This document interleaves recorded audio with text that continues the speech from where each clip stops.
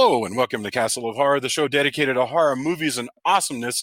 This week, we wrap up our retrospective of films featuring Jules Verne's immortal creation, Captain Nemo, with the 2003 steampunk literary mashup movie, The League of Extraordinary Gentlemen. And I would say that Captain Nemo, although very interesting, is like the least extraordinary part of this film. And I don't always mean extraordinary in a good way. Bear in mind, if you haven't seen today's movie, we're going to be talking about The League of Extraordinary Gentlemen from the perspective of horror fans who have seen it. So warning, spoilers ahead. From Denver, Colorado, I'm your host, Jason Henderson.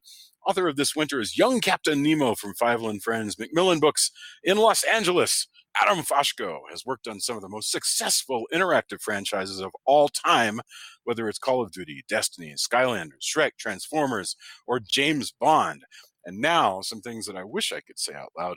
Adam's work with these stories, characters, and worlds has helped to set them apart and continues to delight millions. Say hello, Adam. Hello, great to be back. So happy to have you back. I know you've been busy as heck, so I appreciate you making time. And speaking of busy as heck, from the Rio Grande Valley, David Bowles is a Mexican-American author and translator from South Texas, where he teaches at the University of Texas, Rio Grande Valley. His latest book, They Call Me Güero, was just selected, and you were at the awards ceremony this weekend for the Walter Dean Myers Honor Book for Outstanding Children's Literature in April. So coming in like just a couple of weeks, right. Penguin's going to publish your new novel in the Unicorn Rescue Society series, The Chupacabras of the Rio Grande, co-written with Adam Gidwitz. Welcome, David. Hola. Hola. And congratulations on the on the award. And finally, also in Denver, as always, color commentary from the one and only attorney Julia Guzman of the Guzman Immigration of Denver, firm, whatever we want to call it. Say hello, Julia. Hello, Julia. Hello. Oh my gosh. She has a sign now. Did you know this? There's like a sign, and there's a sign in front of the building. It's like it stands up. You can see it from the little highway that runs through Littleton, and it says, "Oh, you're legit now." It says, "I will go to Denver," and I want to get like a really big like spotlight that just like shines on it like all night long. You know, go for it. Actually, go for it, friend. It'd be cool to like go a little crazy with like little spinning spotlights like all the time.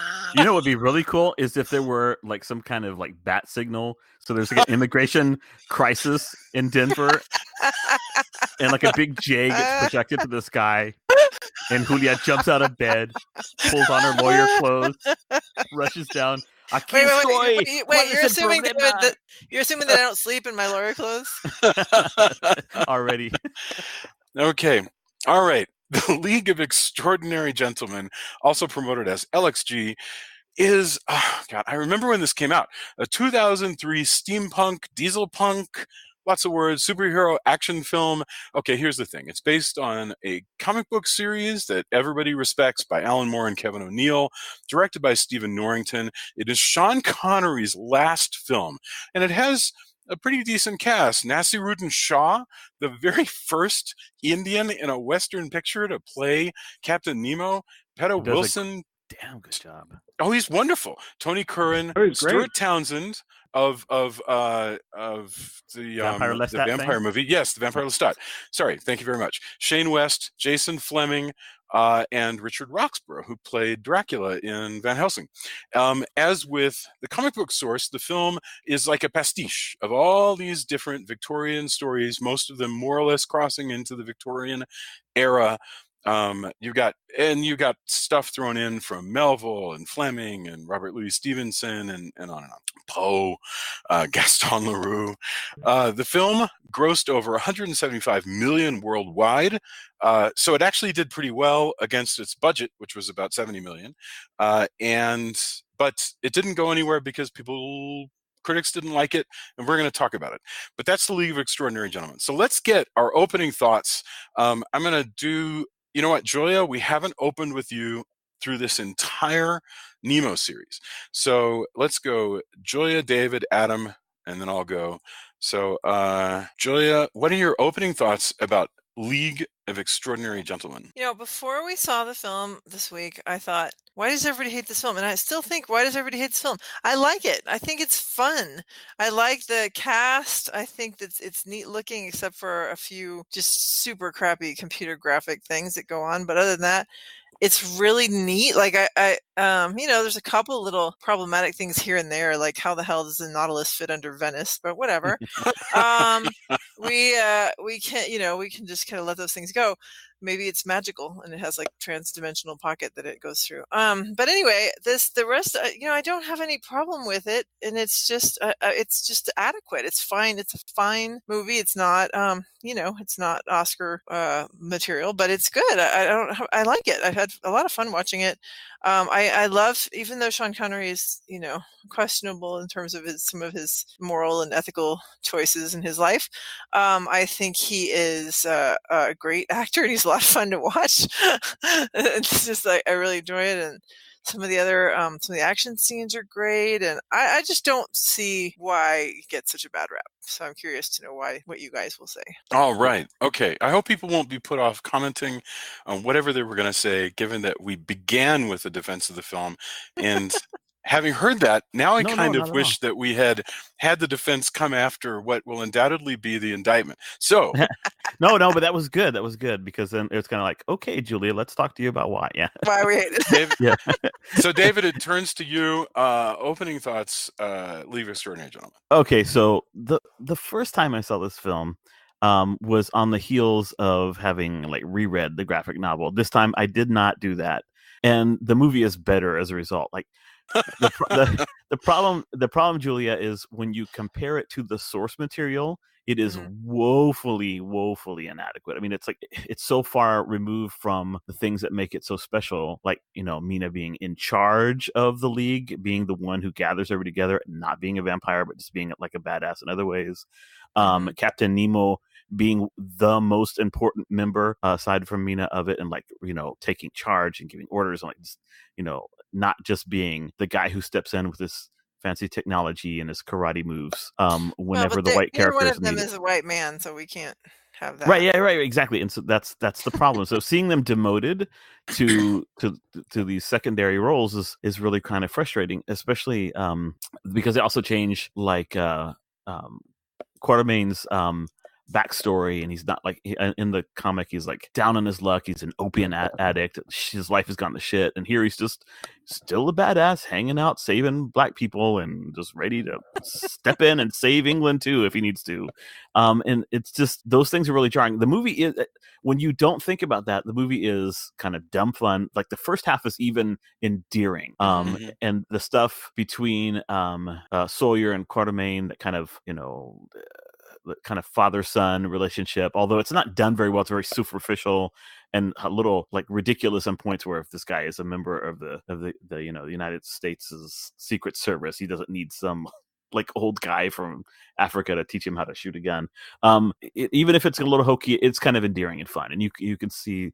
But then once the fake out is revealed, and we start getting into like Moriarty's like real motivations, the movie is just like a mess. It like makes no sense. It's just absurdity after absurdity after absurdity, and it just kind of devolves into a punch him out, blowing shit up, and like there's no real nuance, or there are no great character beats and stuff like that.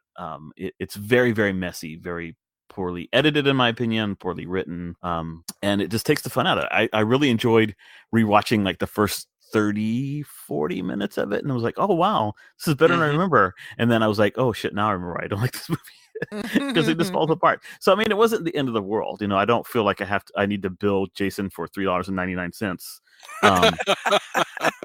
But yeah, it's just, it does not live. I really want to see this property rebooted. I think it could be done really, really well. There's so much potential in it, and it's unfortunate. Maybe 2003 just wasn't the right time. And it's really amazing to me that the same director who did Blade did this. And maybe some of the stuff that Adam will reveal to us can explain some of that, because he's got a little bit of some inside scoops on that kind of stuff. Cool. All right. Thank you. Excellent. Adam, what would you say about LXG? Wow, David makes me have to be like the Rona Barrett of this movie, which is really concerning. All right, Right. So I mean, I saw this movie like I think most people like when it first came out, and I think there was a lot of expectation. What was interesting was, we were following it as it was being made, and what we kept hearing, I think if I remember correctly, I think there was some bad weather or some problems, and some sets were destroyed. It was it was like troubled production, from what I understand, in a bunch of different ways. But I think there's some bad weather, some sets were destroyed. I think that was part of it.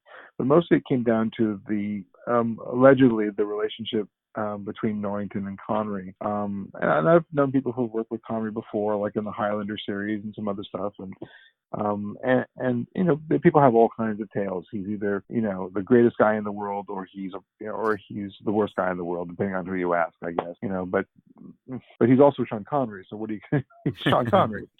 And I think that this is with Norrington coming off of Blade. He had a lot of he had definitely garnered some success, and Blade was actually, apart from the end, which has its own problems. Certainly, made a splash, and people were sort of interested in the genre and the kind of way that came together, and made, I think, a name for Norrington. And he had done some other stuff as well. So I think taking the helm of this seemed like it was the right thing. But the problem with, I think when you bring on somebody like Connery is, he's certainly going to be the big dog, and I think that they did not see eye to eye. And I think that continued to plague the production. I think there's been reports of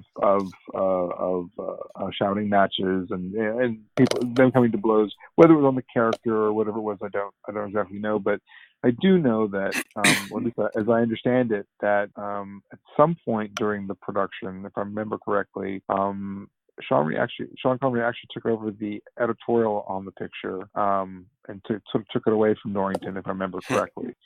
So it's an interesting thing to have happen on a movie with so many moving pieces and the scope. It depends on, I guess, what lens you're looking at this through. This is definitely an Alan Quatermain. It's argued, I suppose, that Alan Quatermain is sort of the line that runs through it and is sort of like the main character in a lot of ways. And it's an Alan Quatermain centric, Sean Connery centric picture, and so we probably have a lot to say about how that came out in the script, or maybe that's the end result of him doing editorial. But I have to agree with David that, having seen it and I was sort of disappointed in the theater when I saw it. It just seemed like it was a mess from the beginning. Looking at it again, with enough years sort of between us, I have to say that I sort of like the setup a good deal more, and I see a lot of potential in it. But I thank you, because despite the fact that I thought the picture was a real mess midway through, I'm looking at it because it's Nemo week. I'm looking at it from the lens of Nemo, and frankly, I found him to be the star of the show, and the Nautilus to be the star of the show, and I thought that was fantastic, because I shifted my focus to Nemo and the Nautilus, and I found myself going, look, it's some crazy CG or whatever, but I was so happy to see him portrayed the way that he was. I'd forgotten how much I sort of liked that, particularly after seeing a couple of different iterations of Nemo. I'm like, apart from Herbert Lom and Mysterious Island, this may be my favorite Nemo.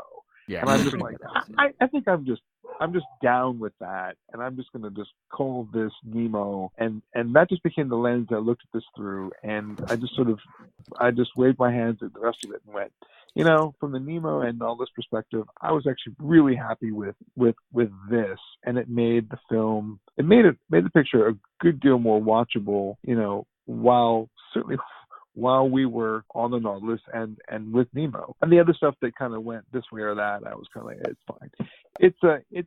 I agree with, I think, what David said earlier, which is that this could be a thing that could be re-examined and rebooted, and probably somebody could do a remarkably good take on it now. And by the way, I think Connery is a great Quatermain. I think there are a lot of things about him in this movie that I really like. But overall, it collapses in its own way midway through to the end with as all the pieces are revealed. I didn't like any of that. But as far as Nemo is concerned, first of all, I don't hate it as much as I used to. I'm kind of thrilled about it, and again, the Nemo stuff played.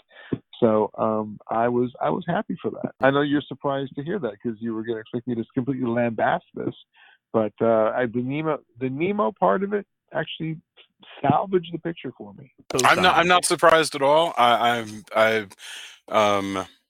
Because I think that was totally fair, and I think what both of you have said is really great, and it's going to guide us through this. The only thing I would add in opening thoughts is I was thinking about this movie, going in remembering the feeling of feeling disappointed, like it wasn't hitting something. And I would say watching it, I probably solidly enjoyed about 65% of it. I think that we've talked before about how you watch a bad film, but maybe there's something nice that you pull out of it. Like Mars Needs Women has a wonderful sort of snow globe vision of just the city in 1969 or whatever that was, or Christopher Lee's performance as Dracula in the otherwise terrible Just Franco Dracula.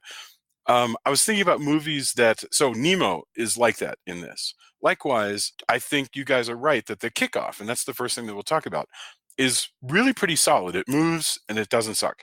I was thinking about other disappointing movies to put this in perspective of, because this movie came out in 2003, and we were kind of disappointed by it. But I gotta say, in 1998, there were two films that were horrible, horrible, horrible disappointments that I was really looking forward to. And they were many, many times worse than how this one misfires. Like, it misfires, but it doesn't misfire nearly as badly as the 1998 Godzilla, for instance. Oh, yes. Oh, yeah. And what went wrong with Godzilla? With Godzilla, what went wrong was tone. That everything was played for laughs. There wasn't even any attempt to respect the material. Here, there's an attempt. It's just a little weird. And likewise, same year, 1998, The Avengers. With that one, there was a respect for the material, but there was just some sort of horrible mistake in pacing. This is not the Marvel's The Avengers. This is no. It was the BBC Avengers. Ray Fiennes and Uma Thurman. Yeah, Ray Fiennes, Uma Thurman. It was rebooted, and what they forgot to do there was bring an editor, and so it just simply is very, very, very slack. Did Sean Connery edit that one too? I don't know what went down with that. This movie, by the way, has this sort of frenetic editing, and by the time you get to like the last quarter of it, you don't know what's going on. Everything's in the dark. It's hard to, and it's moving. It's choppy. That Avengers 1998 was just really, really dull, and you're like, how can you make this dull? But so I was thinking, okay, those movies were huge disappointments. This ain't that. This actually is close to watchable, close to great. It's just, not close to great. Watchable. Close to watchable. Close to good, I think, is a better way to put it. Good. There you go. That's close to. This is close to good, and I think it somehow goes off the rails. But I have seen way, way greater disappointments. So I wanted to sort of keep myself inside of the bumpers by reminding myself how much I was disappointed by Godzilla, Avengers, and while we're at it, Highlander 2, which also features. There should have been only one. Highlander. Wait, but there was Highlander 3: The Apology. That and I actually found that a wonderfully watchable film. That was fine. The Highlander 3 with oh God, who was that? It was Christopher Lambert, but who was the villain? Wasn't it It was Mario. It was Mario Van Peebles. Yeah. Yeah. Why are we remembering this? Stop. I'm glad we established that we could draw up the name of Mario Van Peebles at a moment's notice. Okay. All right. So this movie opens up with, and really very quickly, giving us an act one that is a very traditional gather the team kind of thing. You're exactly right to the David, to the extent that I don't remember much at all about what went on with the source material. I'm kind of free to just sort of enjoy the way this is being set up. And so very quickly we meet by the way, why do we say why is it Quartermain even though there's no R in his name? I'm sorry, I'm not trying to be stupid. Well, no, but Well, Go ahead. I'm trying deliberately to say Quatermain, but it's been spelled Quartermain some places. Yeah, And like it says in the yeah, IMDb. but they spell it both ways, right? Yeah. It says, Do they really? although Alan Moore uses Quatermain, and this is often considered the canonical spelling, H. Rider Haggard occasionally used Quartermain, and that spelling is used several times throughout the movie, especially obviously on the grave marker. Wow. Okay, well then there we go. Now I know of that character from the Richard Benjamin King Solomon's Mines movies of the 1980s, but it's not something I was deeply aware of. One thing we can say about Alan Moore is a deeply read individual, and he really loves just digging out all kinds of stuff. Quatermain's a pretty well-known character, but by the time he's done with his League of Extraordinary Gentlemen stuff by now, he's pulling from literally everywhere, increasingly obscure material, and that's not a complaint. That's just sort of amazing. But we start out by grabbing Quatermain out of Africa,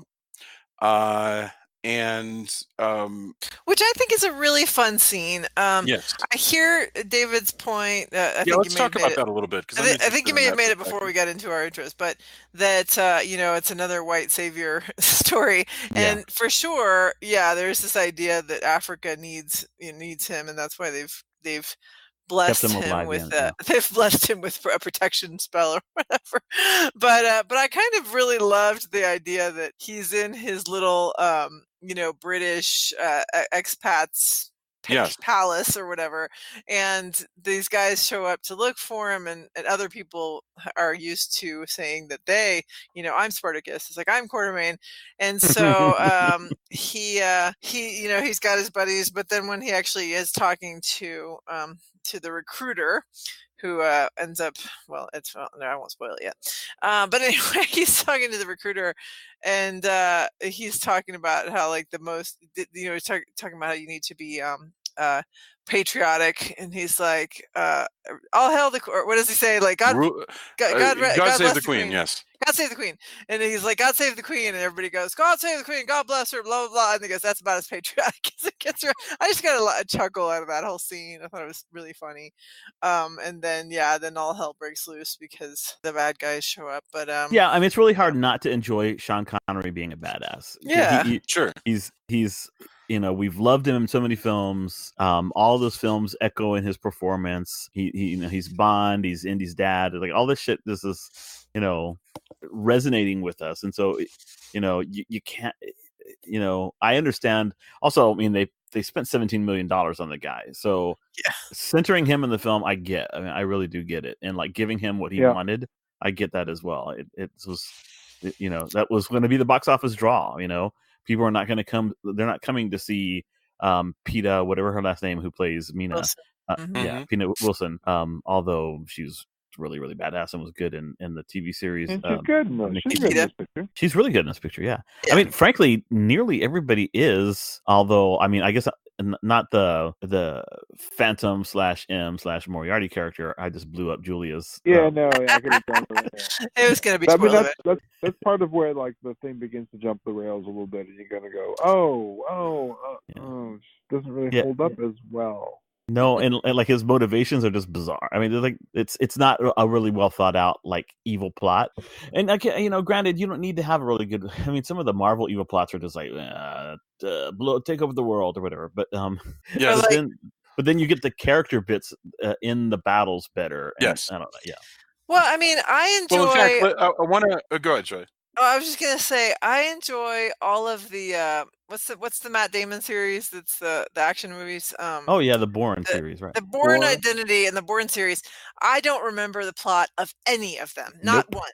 And I've watched them several times, not just one time. But I don't remember the plots at all. But Matt Damon just beating the shit out of people is awesome. Cotton candy, you just go yum, and then it disappears, and you're like, oh, more sugar. But all those those fight scenes are well framed and kinetic and exciting, and But some of this, particularly in the beginning library, I mean, there was some of the hand-to-hand stuff in the very beginning of the picture actually was pretty well shot. Like the stuff in Dorian Gray's library, right? Oh, I love this. I love this scene, and this is going to Adam's point of if you like reframe your watching around Captain Nemo, the film becomes something like else entirely. And there's this great scene where some of the henchmen are like, "Pull your pistol, sir," and he's like, "I walk another path now," and he like pulls out his knife and he starts doing all this like kung fu shit, and it's like just badass. You're like, "Fuck me! Can we just keep going with this? This is badass." I will. And at the very end of the movie, where he's like, "Let's go off together in the Nautilus do adventures," I'm going, "What the fuck? Can't we? Why didn't we start there? That's what I want to see." These guys with Captain Nemo at the head, like going around the world, just beating the shit out of people with kung fu. Yeah, I would totally see that movie. That's a movie I would completely go see. Add it, Julia. Add it to the list of things that we. There you go. So supposedly, what's going on is that they're being recruited into a new incarnation of an old group called the League of Extraordinary Gentlemen that's had, previous incarnations along the way. And by the way, later in the movie, they'll call that into question. So I have no clue, what in the reality of this film, whatever is true. But I know that regardless, that's really annoying. That's a dumb line to have thrown, but whatever. At this point, they're just the latest recruits for this. Occasionally the greatest heroes of the world are called together to help out with big trouble. And so we've got Alan except they're more like Quartermain. the Suicide Squad, really, because they're like all messed up and they're vampires. Yeah, they've all got issues. Yes, they are. Yes, they're extraordinarily complex. We got Quartermain. We got Nemo, who is the Captain Nemo who has turned over a new leaf, like you said, and he uses excellent kung fu, and he wears a pretty awesome costume that is unlike any costume we've seen. I love it so much. Nemo in before. Yeah, it's looking good. It has a very Indian look. And he's apparently a devotee or a bhakti, as you say in Hinduism, of Kali. Yeah, he's a Kali Bhakti, which is so that's cool. another great scene when Mina says, he worships Kali, which is like the goddess of death, and she goes, I don't know if I can trust somebody who worships the goddess of death or something. And Sean Connery is like, he's not the one I have issues with. He's not talking to the vampire. It's like, I don't know. Well, and that brings us to Mina. See, I remember at the time I knew the comics pretty well, so I was really turned off by Mina as a vampire. Yeah. Now, since I've unplugged from all of that, it's it's fine. She's a vampire character. Yeah. She would have to be. So I'm thinking back to what you guys were saying about how she was originally and Nemo were originally the leaders of this group in the source material, and I keep going back to oh my god, what is wrong with my brain today? Scarlett Johansson in the Avengers movies. What's her character? Black Widow.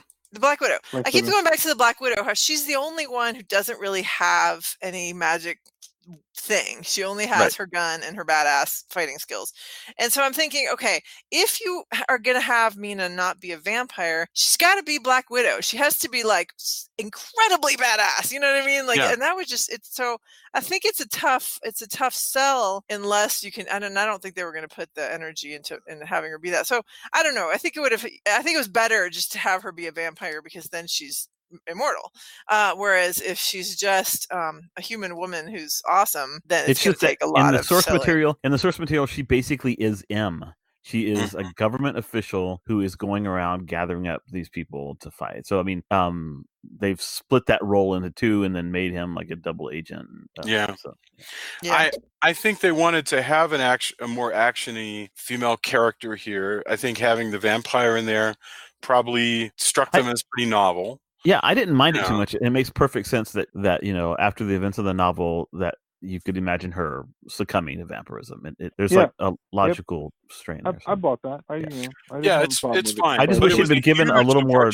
Yeah. If she'd been given a little more to do, the couple of scenes where she like transformed into like the whole, I don't know what you call a massive bats, but Batwind. Yes.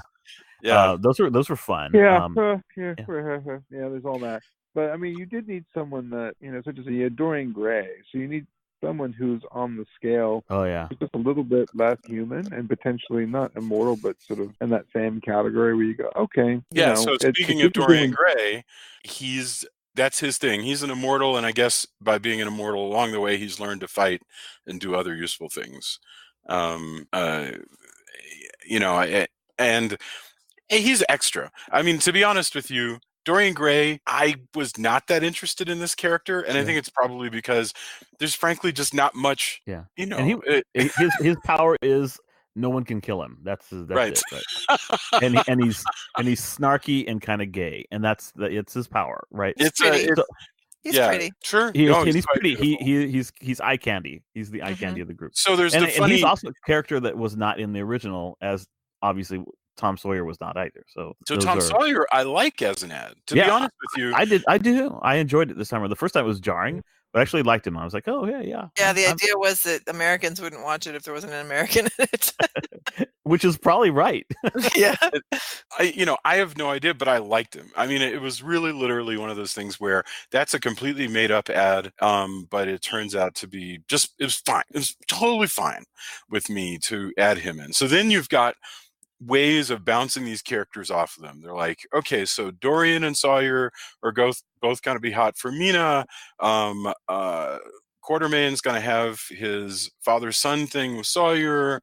He's going to be dubious about the woman. Right. Oh, that misogyny was a little unnecessary. That was weird, especially since he's been living in Africa. I thought, and there's this scene where he's like, I've lost many friends, both white and black, or whatever. So they're trying to paint him as this open-minded guy, and then a woman comes along. He's like, "Oh, we can't be having a woman on the team. What the fuck?" It felt very just tacked on. No, but it did. Even Connery, had already been in all these movies. It felt very tacked on, and absolutely unnecessary. You could have dropped that altogether, and it would have been fine. Well, he never learns his lesson either. In other words, there's never a moment where it pays off where he's like, I guess unless I blinked and missed it. So she is a vampire.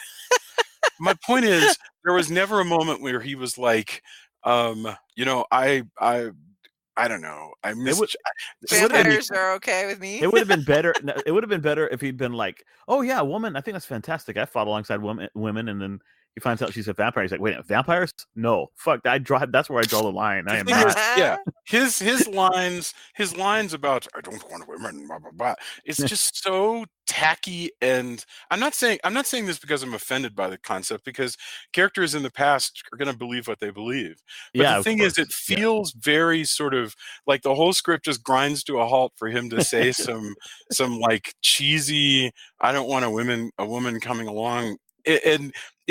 Connery himself doesn't seem to believe it. It does give rise. He totally believes it. I love that she makes fun of him in his own accent. It's so funny. And apparently she ran it by him and was like, "Are you okay with this?" Because it's like this big thing that you're not allowed to make fun of his accent on sets. And he's like, "Oh yeah, it was really bad impression. So yes, it's good." I thought it was pretty spot on. I don't know. Yeah, I thought it was pretty spot on too. So who else are we forgetting? That leaves the Invisible Man and Mr. Hyde. And Invisible Man. It cannot be called the Invisible Man. Yeah. And I can now feel the movie sort of struggling under the weight of how many characters there already are. Yeah. Because the Invisible Man, he is invisible, and he, the best comedy just comes from what was already there back in the 40s, which is that he is running around naked all the time. He receives great injuries towards the end and then seems to recover from them, which is nuts. Completely. He may be severely scarred, but we can't see it. And he can't see it either, so it's like, all right. So he's fine. I mean, the funny thing is, the movie's moving so fast that he rarely gets to do something useful. Yeah. More likely, everybody basically believes that he's the traitor. Yeah. Because there's got to be a traitor. The most useful thing he does is Morse code, which has nothing to do with being invisible. Well, he had snuck on. Yeah. Yeah, when he snuck on the little getaway ship or whatever. Yeah, and then there's Mr. Hyde. Now, Mr. Hyde is interesting because this is Alan Moore's version of Mr. Hyde. Very well done, I think. And it is Alan Moore realizing that he would like to have an Incredible Hulk in his Victorian Avengers. So he goes, "What's the closest to that? Mr. Hyde." So he basically is just the Hulk with a Cockney accent. and In a giant and top that's what hat it that he is. wears just at the beginning of the movie. Yeah. Oh, it's so sad to miss out on that thing, man. And he isn't nearly as foul and dangerous as the version that's in the book. I'm not talking about Stevenson. I'm talking about Alan Moore's like rapist, people biting version. That we don't. Yeah, that was a welcome change, I will say. Right. I mean, honestly, and the same is true for the Invisible Man, who is also like a hardcore, rapist. I mean, there are some problematic things in the more. Oh yeah, no, the original is definitely very much Suicide Squad, down to the fact that a woman is recruiting them. It's anyway. Yeah, no, for sure.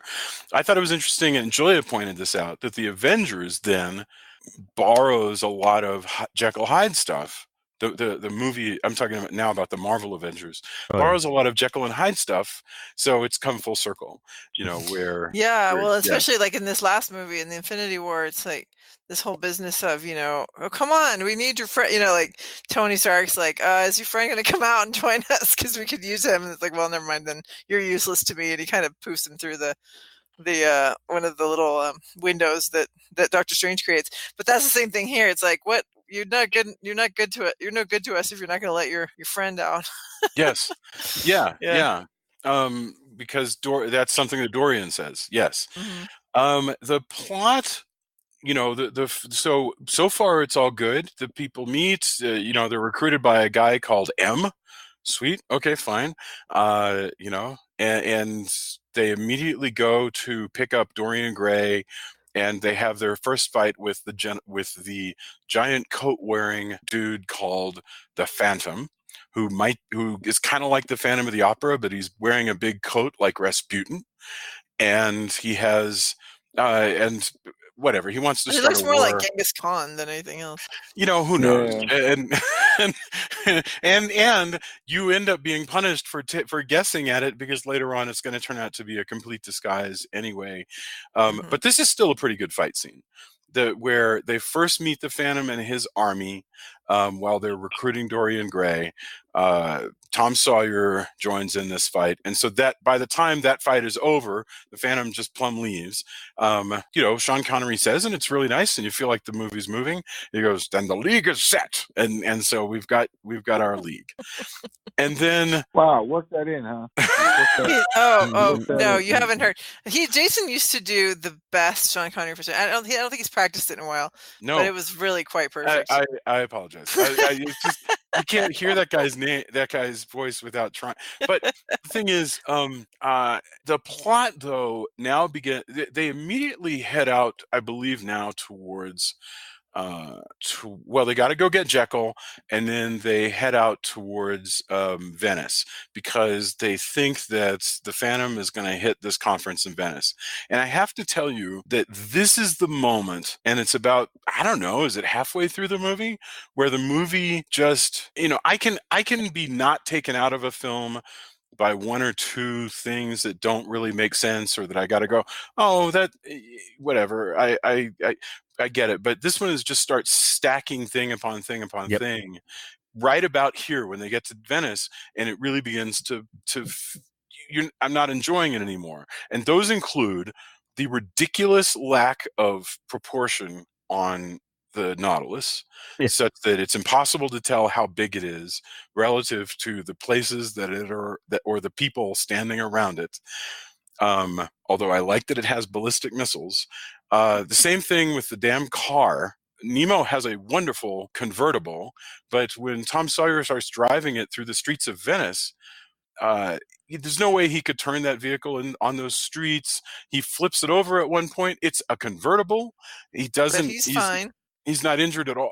None of it. And I know that I feel like it sounds like I'm nitpicking, but the thing is, all of these things are happening so fast that it just ends up sort of snowballing. And I go, I'm not. Okay, so let me ask a plot question. Please. What do you guys think about this idea that, oh, hey, we're going to come save Venice because the Phantom's about to blow it up. Oh, wait, he blew it up already. Never mind.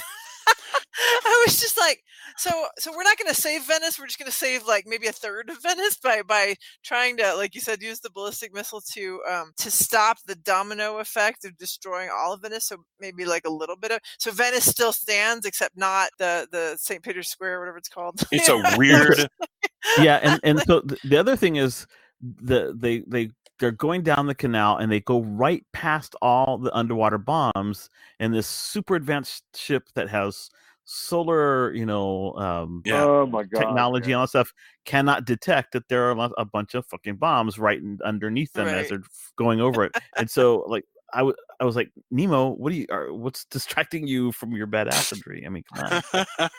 The plot is, my friend. The plot. And it's just a bunch of choices here, and I sense, Adam, you and I have spent many, many hours like thinking about plots and trying to figure, well, does this work? Does this work? So somebody sat around thinking, hey, what works for this Venice thing? Well, what if the ship comes up through the canals and the bombs start going off and the city's collapsing, and so what they got to do is guide a missile and like blow up a bunch of buildings to stop it from continuing to collapse.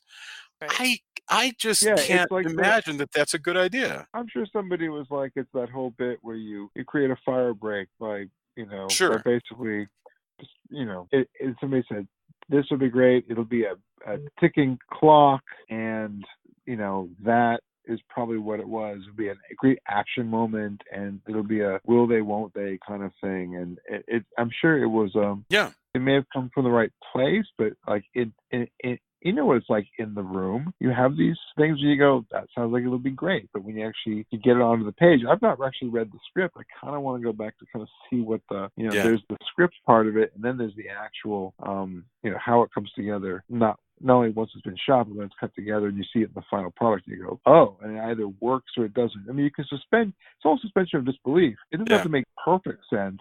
I'm already, trying to get my head around the Nautilus anywhere near Venice. Yeah. And I'm like, all right, that's fine. And I'm, I'm already kind of going, I've seen shots of this in the open water, and I'm like, it's gigantic. Yes. And the idea that there's no people except for the ones, and I got it wrong, it's St. Mark's Square. There's no people except that everybody's at this festival at St. Mark's Square, but literally not a single car or person or little gondola or anything anywhere. And I'm just like, that seems a little far-fetched. So there are these things like that where you start to go, okay, this stretches credulity even more than the crazy ass creature that's running around having drunk all of Dr. Jekyll's potion, which was just a ridiculous effect in my opinion. The Jekyll Hyde stuff did make me kind of furious. I kind of forgot how much I didn't like it. So what is there anything you like about that there, or what are your problems? I was fine with it, but tell me what you're reacting to when you're not liking the Jekyll and Hyde stuff. Is it just that it has nothing whatsoever to do with the source material, which would be a totally valid complaint? Well, studying the source material, right? Like, I'm trying to think thematically, right? It's always about, like, I ask myself, well, what's he doing in this? I'm like, well, it's what lies beneath. Is it the what people see on the outside? Is there the question of duality? Like, what is it? And everybody has, not everybody, but there are characters who are in this that have a dual nature, who everyone has their own kind of thing that they're after, or that they're hiding, or that they're, as we've said, there are kind of characters that have gone through a bunch already.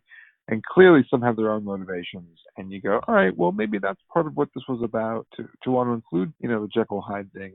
My problem with it is largely, it may even go back to the source material a little bit, because I find that the portrayal of Hyde is so odd. Yeah. That it really, like, he's Gorgo the ape. I mean, it's all this stuff, and I'm like, I with a little top hat and everything else. It's sort of, it's one thing if you go back to the Stevenson stuff and you go, look, he's all the parts of man that's sort of the darker nature. Right. I get it, and the brutality and everything else, and we've seen every kind of portrayal, including the great Frederick March, doing stuff. And this is just me waving the Frederick March flag. Right. But Inspector Tracy and all that, and you just go, yes. I mean, it's a way of portraying that without making him this very odd caricature that I have seen some version of it, I think, in the original source material visually, but now to see it all writ large against the screen, it just strikes me as very peculiar and really kind of bothers me, like him with the little top hat and the tails and the thing. I'm like, are you serious? Are you serious? I can buy pretty much everything, to a certain degree. It even surpasses, the Phantom, who I think is already a weird caricature, but every time I see the Hyde stuff, it makes me realize why I check out from this picture. I'll give you another example. There's the business where we see Hyde trying to break out because suddenly Jekyll has been spying and lusting after Mina. So something that is introduced there, comes from nowhere, engenders an argument, and a cool moment with Captain Nemo, and then is gone and never spoken of again. That's so weird. It is so weird how ideas are just kind of created, maybe brought in from other drafts, and then dropped. And because this movie is on rails and it's moving fast, like a lot of it feels like. Do you remember Van Helsing? Right, which I think comes out about this about the same time as this film, in fact. And there was a similar thing where another stellar film, by the way. Well, I mean, one of the disappointments to me about Van Helsing was, and it was about 2003, I guess, was that it feels like the movie's on rails. It's moving from sequence to sequence, and the characters seem to never react to anything at all in the way that humans might, except for maybe in brief little character scenes between the sequences. So when you think back to what makes Indiana Jones so great, Indiana Jones jumps onto, I'm going to make this up because but Indiana Jones jumps off of one truck and onto another truck. And how Indiana Jones sells it is he usually misses at first, and then his feet kind of scrabble along, and he grabs and he seems to begin to lose his grip, and then he finds it, and maybe he'll try to keep his hat and all this stuff. And there's never this sense that the movie's on rails, even though it's moving from sequence to sequence.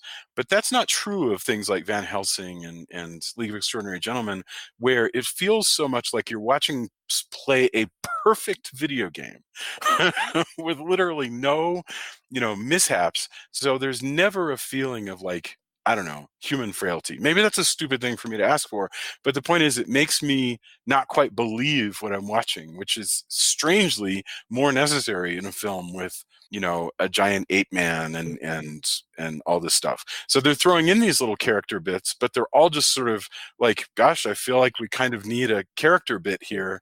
What if the guy shouts at himself in the mirror as he's running really fast, and it'll take 45 seconds, and then we don't have to ever deal with it again.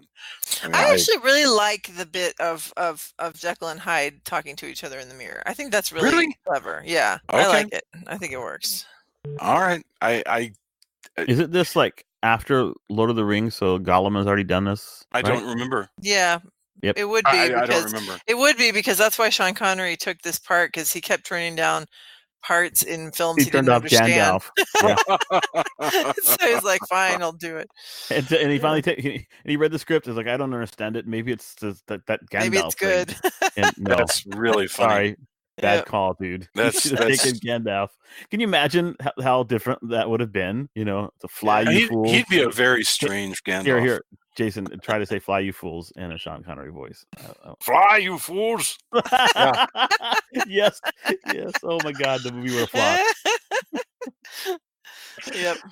Okay, so I'm trying to think. So we've all said that we're disappointed in the Phantom. Very quickly, the Phantom is revealed to be Professor Moriarty, who's also posing as M. And here's what the deal is: borrowing a plot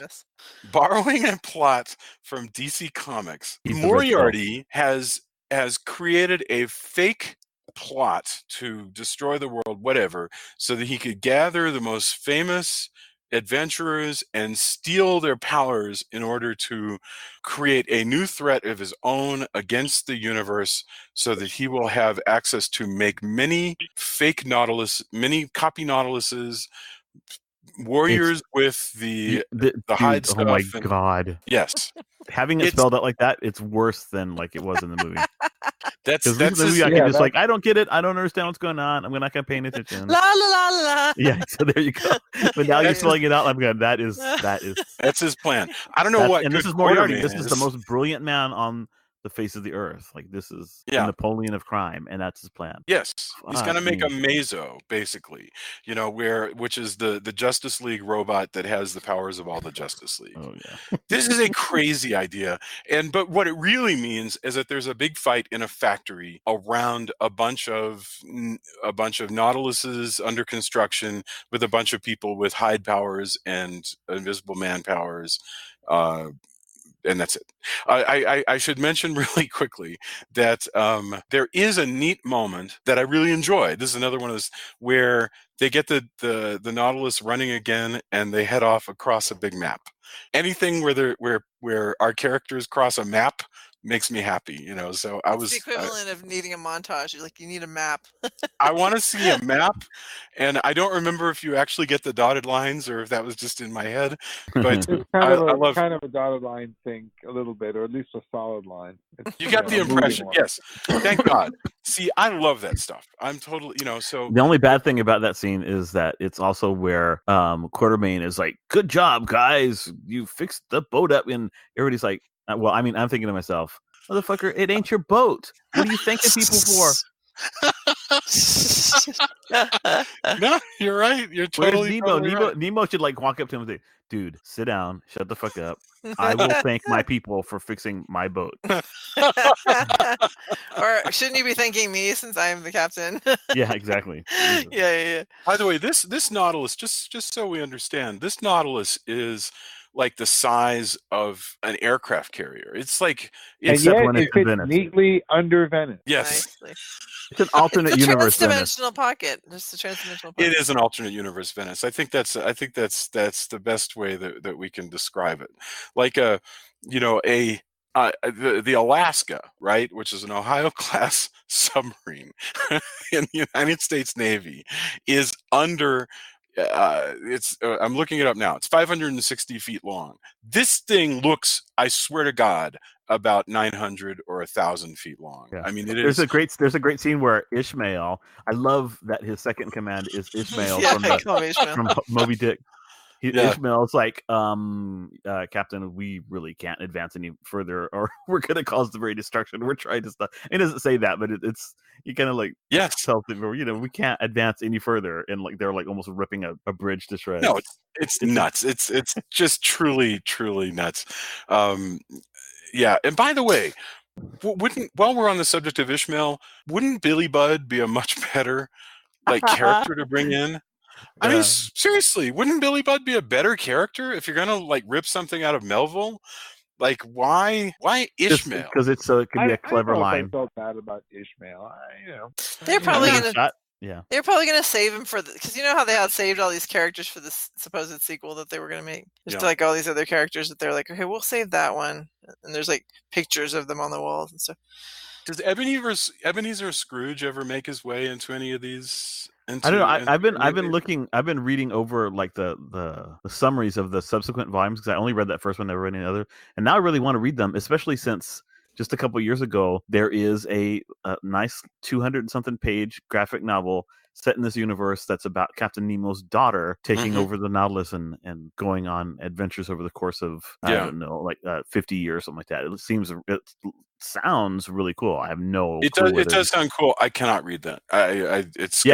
It'll screw me up. You're in the midst of something that would be influenced. But I totally want to read it. I'm now on this Nemo kick, and so I have seen some of the designs. I haven't read any of those. I've seen some of the designs of the ship in those books, and they do look really cool. So yes, in this final sequence, so the Venice sequence is confusing, and apparently half of Venice is destroyed, and that's considered a victory. And then they chase Nemo into, the frozen north. Mongolia. Right, Mongolia, where he has a big factory, and all we talked about. And this is a big, sparks and smoke factory. Making stuff. And so the fight here takes place mostly in the dark.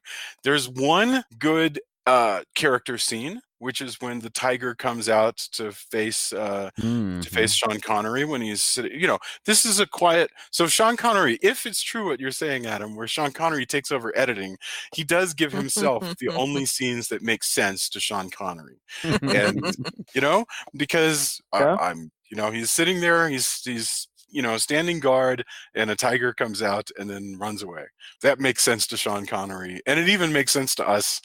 And then after that, there's a big fight, and I swear to God, who cares? Do we doubt for a moment that our heroes win? Yeah. The only surprise is that Sean Connery gets shot. No, he gets stabbed. I'm sorry. Stabbed in the chest, and Tom Sawyer uses sniper skills that he learned earlier from Alan Quatermain which apparently amount to waiting until the subject is super, super far away and then shooting. Well, and he says sort of magically, like if you were to tell me, and mind you, I'm not a Secret Service agent, so maybe that makes a big difference. But he goes, account for the wind and speed. It's like, obviously, duh. And then, whatever, breathe and then fire and all that stuff but I mean, account for the wind and speed. That's not something you can guess at. That's like something that would take a lot That's of why training. sharpshooters and have an additional person with them who actually takes the wind speed and figures out not if you're bad. I have no doubt that people can get good at shooting tigers from very, very far away or whatever, but I'm just saying I don't think this is something you could teach by saying the words account for the wind. No, but that's not what he's teaching him. He already knows that. He's I know all that. And he goes, okay, but the part you don't know is wait till the dude's really super far away and then shoot. Because he goes take your time, which to me amounts to let the subject get really far. He's like, take your time. Even before when he shot and the first time when he's teaching him, he goes, and then he shoots. He goes, you went too soon. You didn't wait till I said time. You should have waited. And I'm just like, why? Feel your shot is what he says. So maybe that's when he felt the shot. Anyway. Be the ball, Danny. Was, yes. Yeah, be the ball. Exactly. It's all bullshit. I mean, yes, there are such things as excellent snipers, and they have their, it's a skill. It's a perishable skill. It's a skill built through training, none of which we see here. That's fine. Whatever. It's done through movie magic. He kills Professor Moriarty, fine. And then we cut to the end of the film where we're back to a scene that's actually kind of fun. Funeral in what they would have at this time called deepest, darkest Africa, where he's being buried, and a witch doctor, an honest to God King Solomon's Mines style witch doctor, is dancing and doing his bringing some really cool CGI fire. Yeah. Yes, because they wander off, and then the witch doctor does his incantations and his dance and all this stuff, and lightning strikes, and we get the hint that we may well see revived, that Quatermain might jump out of the grave. He might literally. So we don't know. I was really we can hoping presume his hand would grab the oh rifle. God, I can't tell you, David. I was like, please don't do the hand thing. Please don't do the hand thing. Please. Oh, thank God. The scary hand thing. I mean, it would have just been the hand thing. It would have been the rotted cherry on top of this mess of collapsing. Oh my cake. God, they even did that on Melrose Place. I was like, really? Are you kidding me? Christ. Really? They did that? No, it was great. That was wonderful. Patrick Muldoon. when Jane buries Patrick Muldoon and he comes back to life. Mean anything to me? Oh, you have to watch the show. My friend, you need to watch Melrose Place. Melrose Place is a good show. Put that on top of your list there. Put that on top of your list there, David. Oh my God. No, I mean, if you're gonna steal from the best soap operas that ever happened, like that's where. Okay. Talk about white people saving other white people. Yes. Okay. Yeah. So and that brings us to the end of the film. Is there anything I missed? Is there anything that I missed along the way about like? Not that I remember. Can I ask you about literary mashups? This is one last thing I wanted to discuss. Is this a thing, Alan? So I can only think of one example before this, but there may be more that I'm just not. Oh, aware dude, Philip Jose Farmer was like a huge series of books that do this sort of thing. That have like this whole tangled interconnectedness of Tarzan and all these different characters. It was totally a thing before Alan Moore. I'm sure that Alan Moore was heavily influenced by Philip Jose Farmer. I would think you're right. Well, what is that? Oh God, what did he call that? Yeah, that it was like some the crazy series, right? Yeah, but okay, I have not and read they were any like, of those. like these Ubermensch kind of characters as well. Yeah, like, they focused on Tarzan and Doc Savage, and he called them Right, something different. Apparently, they're great, but just like with Alan Moore, apparently they're also a little weirdly pervy in ways that only like speculative fiction writers of the 60s and 70s were able to be. There's what were those called? I can't remember the name of that universe. Anyway, it's the Philip Jose Farmer universe. The Wold Newton family. Yes, that's right. That's right. Probably Wood Newton. And yeah, that's how you pronounce it. Wood, not. Yeah, and I remember. Okay, I've not read those, and I feel terrible about that, but I've not.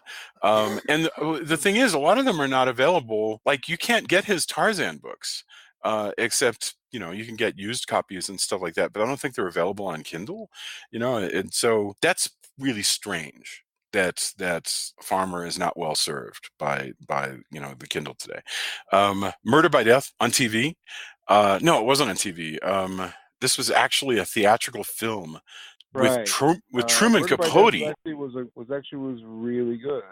Yeah, with a bunch I would even call it star-studded for the time. All I remember is Truman Capote. And James Coco and Peter Falk and David Niven and John Guinness. So the idea there was all of the famous detectives of novels had gathered together in one mashup adventure. And there was another one, and Adam, I don't remember what it was called, but it was like a year later, they were like, well, let's do this again, but let's do it with TV detectives. And I actually saw this one, and it had Columbo, and it had Buck Owens as McCloud, and it had Buck Owens of Hee Haw. Really? Yes. And I think I saw this one. Ironside. So it had all of your major TV guys, but it was a ripoff of Murder by Death. And Wood Newton, like we mentioned. So I guess, but to be honest with you, we have not seen a lot of literary mashup movies, and I think, when you think about Van Helsing is one for sure. Then recently, we've got Penny Dreadful made its appearance. It's a very good point. On Netflix I guess it was not intended to be a limited series, but it became a limited series. I mean, the problem is that such films require, like, I was listening today to a guy who was talking, and he was saying, if you really want to appeal to a mass audience, you have to keep your speeches to about a third grade reading level. And if you are going to talk to the audience in a third grade reading level, there's not much point in mashing up famous characters from different authors. And so I guess that's why you've got less mashups, is because there's an assumption of who cares, like why bother? And that because we don't really see a lot. And you're right about Penny Dreadful. So I don't know. Okay, so we should get our final thoughts, and then I'm dying to know what you guys have to endorse this week. It was Julia, David, and then Adam, and then I'll come up with something. So, final thoughts on The League of Extraordinary Gentlemen, and I may say something about how well it handles Nemo. Julia, what do you got? So yeah, I still think that I like what you guys are saying about how it's the problematic part is the second half and not the first half, because that kind of reconciles for me, my quote unquote fondness of it with other people's hatred of it is because I'm focusing on the beginning part, which I liked. And so I think I've just kind of forgiven the end because I've forgotten it really. It's like I was saying about the the Bourne movies. It's just kind of like, oh, I like this about it, but the part I don't like, I don't really remember. I just kind of dismiss it. I have very selective memory that way. So, I think that I think there's some neat sets that look really beautiful. Gosh, the countries that they're filming in are gorgeous. And I think they made some interesting choices. So, overall, it's going to be more positive than negative. But I hear you about some of the plot pitfalls and the things that are just kind of distracting because they just make no sense. So I think it's a good way to spend a couple hours if you're not looking to improve your portfolio of of films that I've watched all the classics and a few really not so much classics. I'll throw that in that second category. But yeah, I think it was fun to watch. Excellent. David, wrap up your thoughts on this. Yeah, so definitely, I mean, it's not a horrible experience. There's things to take away from it, and there are some neat ideas. And if you watch it, as Adam has suggested, centering Captain Nemo and watching him kind of like with his raised eyebrow looking out over all the antics and then trying to keep everybody alive and keep everything sane, it's a lot of fun. But I would definitely recommend going back to the source material and checking out the original first volume of the graphic novel series. It's really good. It's certainly more violent and certainly chock full of all kinds of crazy footnote requiring references to all kinds of crazy stuff that only Alan Moore is interested in. But they're a lot of fun, really well drawn as well. So yeah, I mean, overall, I don't know that it necessarily deserves its 17 or 14% fresh rating on that feels like just like an overreaction at the moment of people just being just really taken aback by the jarring second half of the film. I think it's a better film than that. Like you said, it's just shy of good. And there's plenty of things. I mean, it's the kind of film that you could have going on in the background while you're doing other things, and you could look up from time to time and see a couple of cool things that might inspire you. It's all right. It's I mean, I don't want to damn it with faint praise, but that's essentially what it's going to get from me: faint praise. Excellent. Adam, what about you? I mean, I think I said everything I probably will about this. There's nothing embarrassing about this. I think looking at it in 2019, there are things you can pull out from it and be like, you know what, there's some interesting stuff in it. You may look at it now as sort of a missed opportunity, but not nearly as bad, I think, as people may have thought that it was, myself included, back when it first came out, just because I think there was an expectation. It still has some serious flaws in the storyline, but it's also extremely entertaining to, as I said, to look at it through Captain Nemo's lens, but then also to see Connery doing his thing. I mean, that rarely gets old.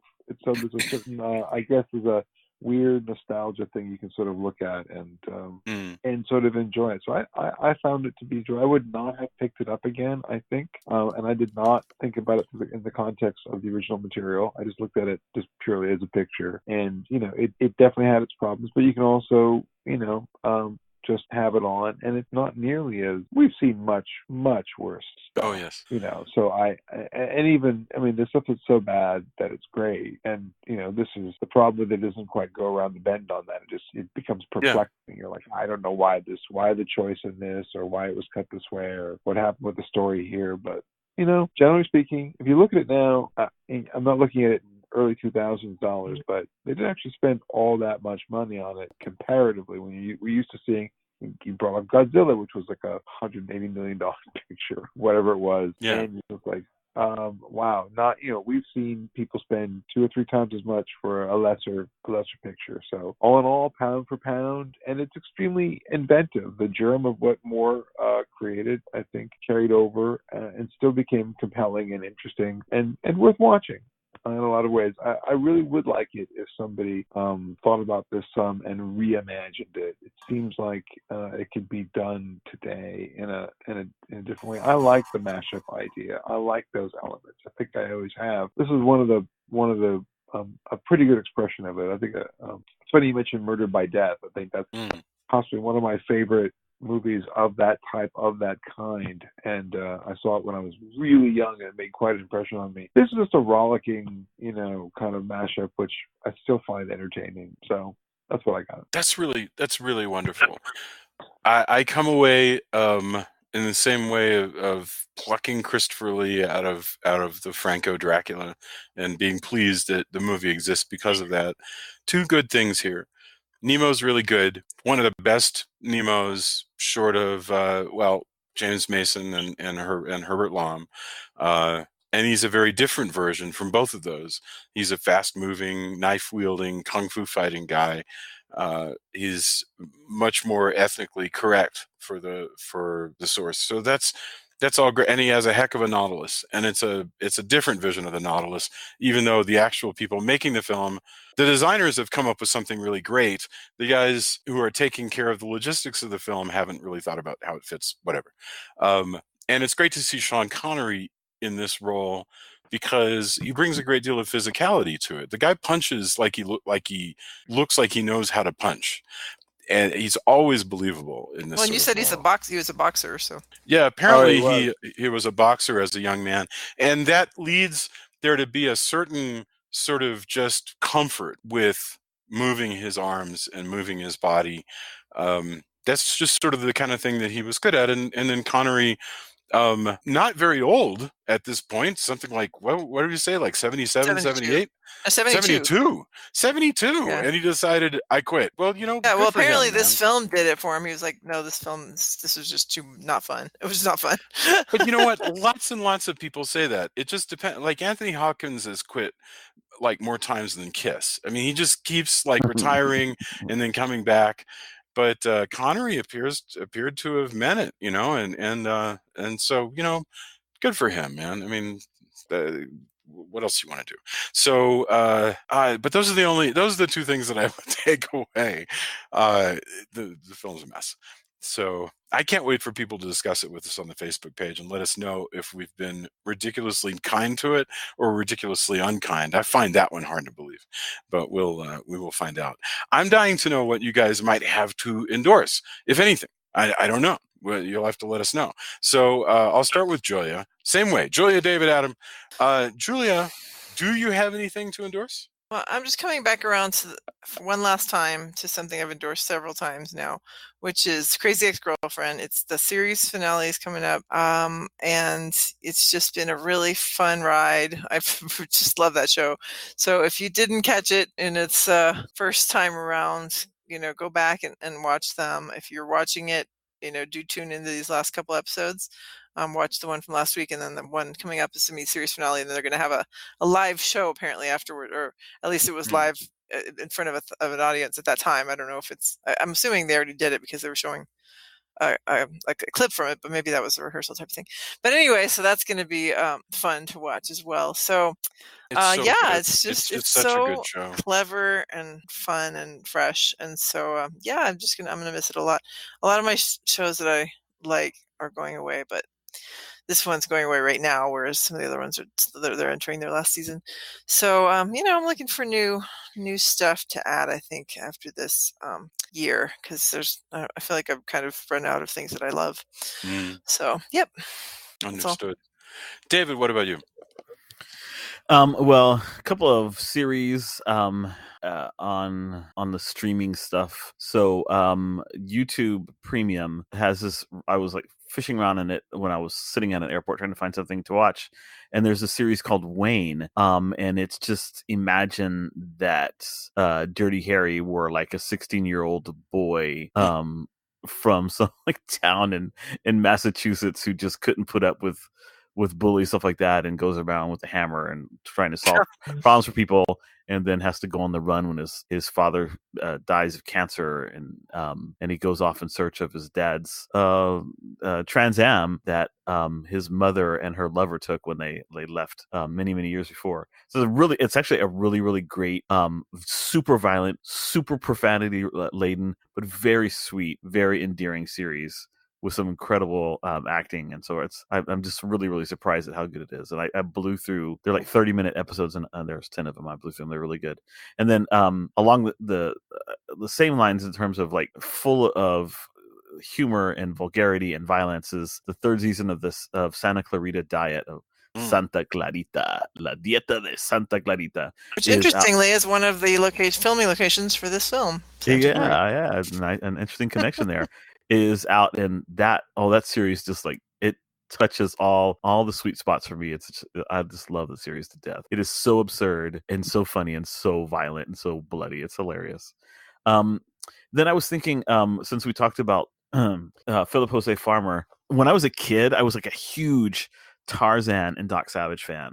Like, I guess when I was like 8 years old, I read all of the Doc Savage novels and all the Tarzan novels. I was totally obsessed. Wow. And then the following year, I had already blown through all of it. And so my dad, I was a very precocious reader. My dad went out and got me the first two books in that series by Philip Jose Farmer. So Tarzan Alive is the one that like retells Tarzan's life in this like mock biographical way, and then Doc Savage, His Apocalyptic Life, was the second book in that series. And so that was like I mean I read them when I was like 8 or 9 years old, so I do not remember too much about them at all. Just that I was completely blown away by the way that they depicted these men as actually being real and being like connected to each other, related. And as a little boy, I thought that was amazingly fascinating. So anybody wanting I was wrong, by the way. Huh? Philip Jose Farmer, I just saw Feast Unknown is on Kindle now, so I apologize. I was wrong. It's there if you want to get it. Anyway, go ahead. Cool. Yeah. And just, I mean, talking about bringing Sherlock Holmes and Doc Savage and the Scarlet Pimpernel and all these characters together in the same universe, it's really, really cool. So, I mean, if you're into that kind of stuff and you want to read more, that's what I would recommend. Just go back. I mean, they're from the early 70s. I'm sure they feel like 70s books, but they're worth reading. Why not? Sweet. What else you got to do? That's fantastic. Cool. Adam, yes. We didn't do that. Adam, what are your endorsements for this week? I don't know if I have any. In the face of all that, I don't have any other endorsements. I would suggest, probably going back and I'd like to encourage people to go back and actually read the original Alan Moore, the sort of gentleman material. I think that's a thing that while we're just talking about this, I think it's important to go back to the source material every now and then. I don't know who's picked up recently, but I think it would be probably a good thing if people were interested to go back to that. So.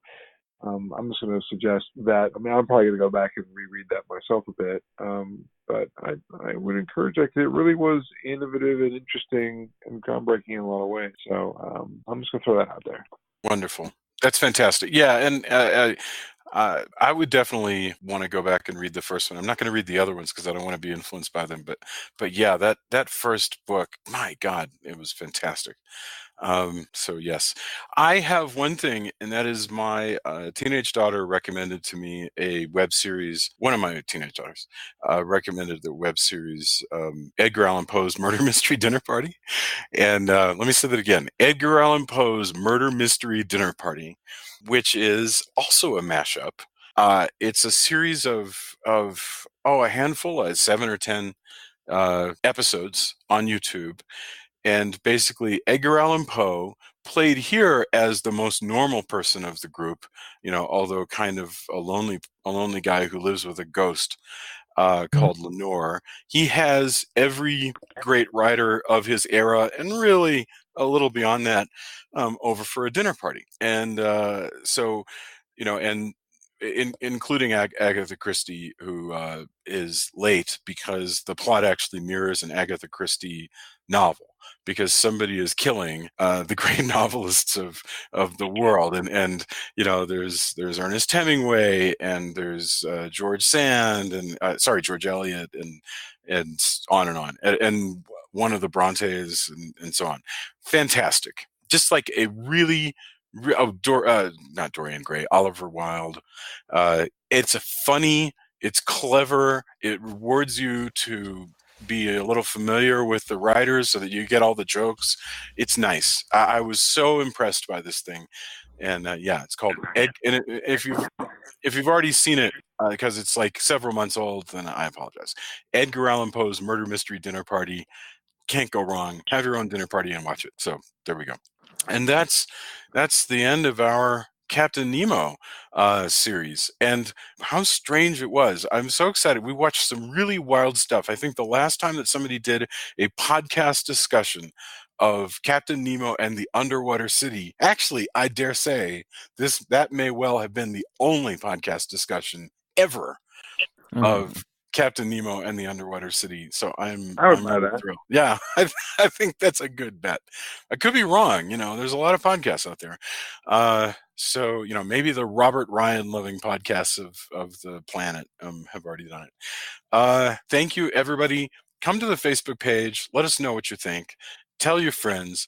Adam and David, thank you so much for being on for this series. It was really enjoyable. Oh, I really enjoyed catching up with you guys every week. It just meant so much to us. And we will talk to everybody soon. Have a wonderful, lovely evening. Bye, guys. Thanks, guys. Bye-bye. Good night.